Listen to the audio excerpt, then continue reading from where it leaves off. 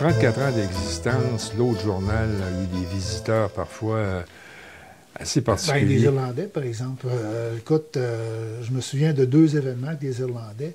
À un moment donné, il y a Gerry Adams, je pense les années 90, fin des années 90, qui était venu au Québec, qui était venu à Montréal.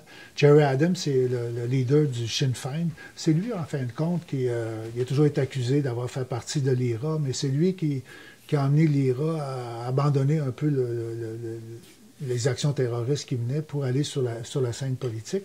Puis il vient juste là, de quitter son poste, là, comme à la tête du Sinn Féin irlandais en Irlande du Nord. Alors, il vient et puis fait une conférence de presse. Puis ce qui est intéressant, c'est que Paul Rose était là, conférence de presse, et puis il est intervenu pour rappeler que quand Bobby Sands avait fait une grève de la faim, les Felkis avaient fait une grève de la faim en soutien à Bobby Sands, eux autres en prison. Il était en prison, il avait fait une grève de la faim.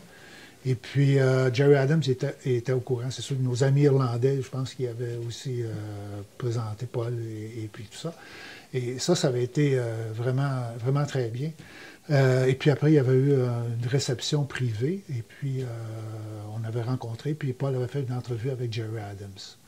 Une autre fois, je pense antérieure à ça, les Irlandais, il y avait toujours quelqu'un de Sinn Féin qui venait au Québec dans le temps de Pâques. Tu sais, eux autres, c'est les événements de Pâques qui étaient bien importants en 1916, si je me souviens bien, le soulèvement de Pâques. Puis il y a toujours quelqu'un qui venait, puis le comité Québec-Irlande les présentait, on faisait des entrevues, tout ça. Et puis, une fois, ça a donné qu'on faisait une cabane à sucre, bénéfice. Toujours avec Paul, on organisait ça. Il organisait ça à Rougemont.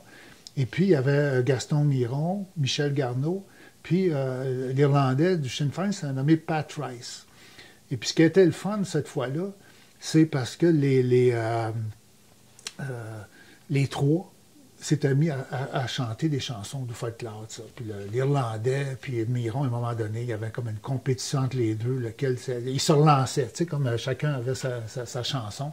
Et puis l'Irlandais avait une voix là, profonde, tu sais, tout ça. C'était vraiment un spectacle extraordinaire. Je ne sais pas si on a fait de l'argent avec la cabane à sucre, mais en tout cas, on s'est bien amusé.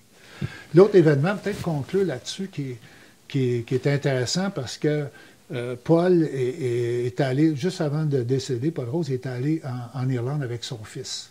Okay?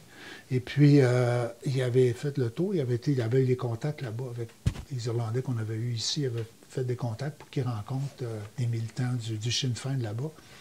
Et puis, il avait été invité à un endroit, à un bar en Irlande, où seuls ceux qui ont fait de la prison sont admis. Ah oui. Fait que là, il avait... la prison politique. Oui, prison politique, oui.